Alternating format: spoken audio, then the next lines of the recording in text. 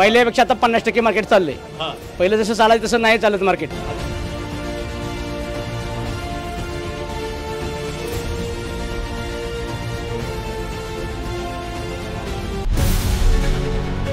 रस्त्यात खड्डे आहे का खड्ड्यात रस्ता हेच कळलं नाही आम्हाला।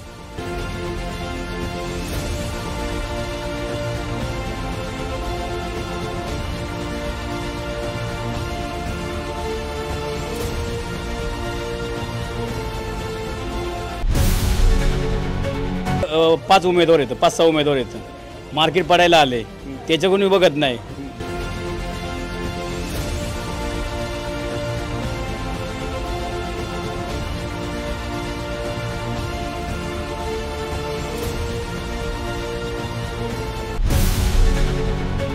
आम्हाला पुनर्बांधणी मार्केट चांगले बनवून द्यावे ही आमची अपेक्षा आहे।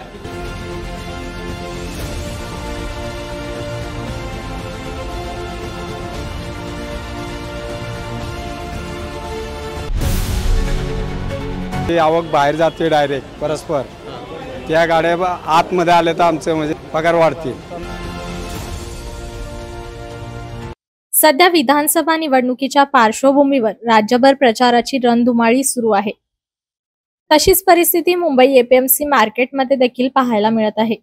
प्रचाराकरिता उमेदवारांची रांग लागली आहे।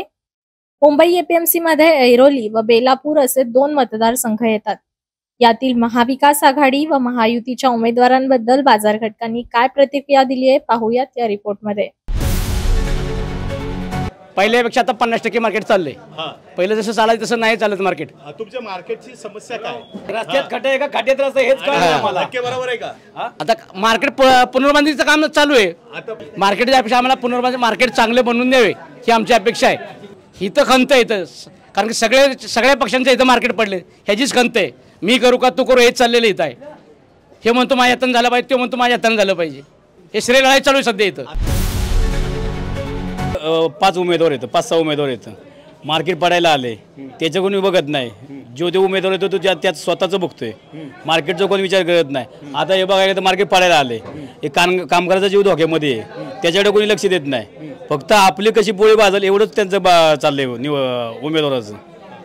आघाडी सरकार येऊ द्या, नाही तर युती येऊ द्या, आम्हाला फक्त आमचं रोजीरोटी ना ती व्यवस्थित चालली पाहिजे। पहिला मार्केटमध्ये माल येऊन बाहेर जायचा, आता डायरेक्ट माल डायरेक्ट बाजार समिती यायचा माल आणि नंतर बाहेर जायचा। आता डायरेक्ट माल गिऱ्हाईकाकडे जातो, इथं मार्केटमध्ये येत नाही। आम्ही येऊन काय उपयोग नाही। हे नेते मंडळी जिम्मेदार आहेत, शासन आहे, शासनाने माल मार्केटमध्ये आणला पाहिजे ना पहिला, आणि मग बाहेर गेला पाहिजे माल। हे डायरेक्ट हे केले त्यांनी, डायरेक्ट आपल्या शेतकऱ्या गिऱ्हाईकाला माल देत होतो। आम्हाला आता आमचे माल मार्केटमध्ये आला पाहिजे, त्या मार्केटमध्ये नाही आला तर आम्हाला रोजी भेटू शकत नाही। आणि जर आम्ही येऊन एक गाडी येणार आणि 10 कामगार असणार तर काय त्याचा मतलब नाही ना, बरोबर आहे ना।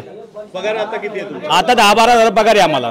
पहिला किती होता? पहिला 20-25 हजार पगार पडायचा, त्यावेळेस मार्केटमध्ये माल यायचा आणि मग बाहेर जायचा माल, असं होतं।